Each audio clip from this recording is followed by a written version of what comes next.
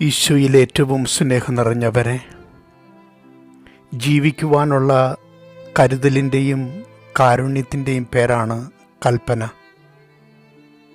ദൈവം മനുഷ്യർക്ക് നൽകിയിട്ടുള്ള മാർഗനിർദ്ദേശം, സ്വർഗം ഭൂമിക്കുമേൽ നൽകിയിരിക്കുന്ന ഏറ്റവും വലിയ നിയമം, അതാണ് നന്മയുടെ പാതകളെന്ന് വ്യക്തമാക്കുകയാണ്.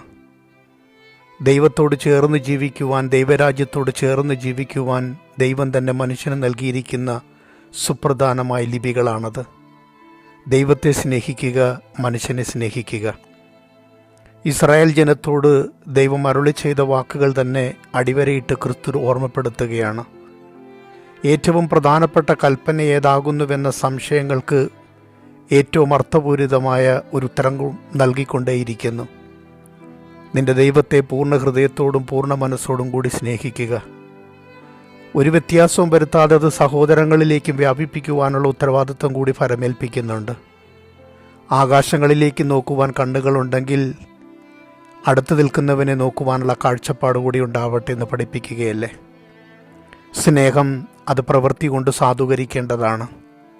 ഞാൻ ദൈവത്തെ സ്നേഹിക്കുന്നുവെന്ന് പറയുകയും സഹോദരനെ സ്നേഹിക്കാതിരിക്കുകയും ചെയ്യുന്നതിൻ്റെ ഏറ്റവും ശുദ്ധമായ കള്ളത്തരത്തെക്കുറിച്ച് കൂടി വചനം ഓർമ്മപ്പെടുത്തുന്നുണ്ട്.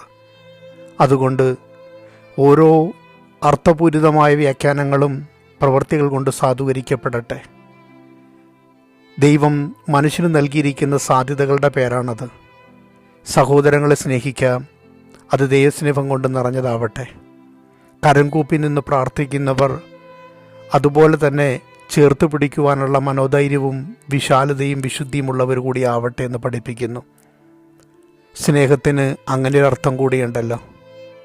ദൈവത്തെങ്കിലേക്ക് നോക്കുവാനും ജീവിക്കുവാനുമുള്ള നമ്മുടെ വഴികളിൽ ആരുടെയും കണ്ണുനീരിനും താഴ്ചയ്ക്കും ആരുടെയും കുറ്റപ്പെടുത്തലിനും പരിഹാസങ്ങൾക്കുമൊന്നും കാരണമാവാതിരിക്കട്ടെ.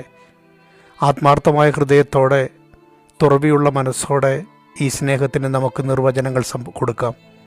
കളങ്കമില്ലാത്തൊരു ജീവിതത്തെക്കുറിച്ചും സ്വാർത്ഥതയില്ലാത്തൊരു മനോഭാവത്തെക്കുറിച്ചും വിശാലമായൊരു ഹൃദയ മനോഭാവത്തെക്കുറിച്ചും ഒക്കെ അത് നമ്മളെ പഠിപ്പിക്കുകയല്ലേ. അപ്പോൾ ദൈവത്തോട് ചേർന്നിരിക്കുവാൻ, ദൈവരാജ്യത്തിന് വിദൂരത്തല്ലാതെ ജീവിക്കുവാൻ വേണ്ടപ്പെട്ടതുപോലെ കരുതേണ്ട കൽപ്പനകളെ ഹൃദയത്തിൽ ചേർത്ത് പിടിക്കാം.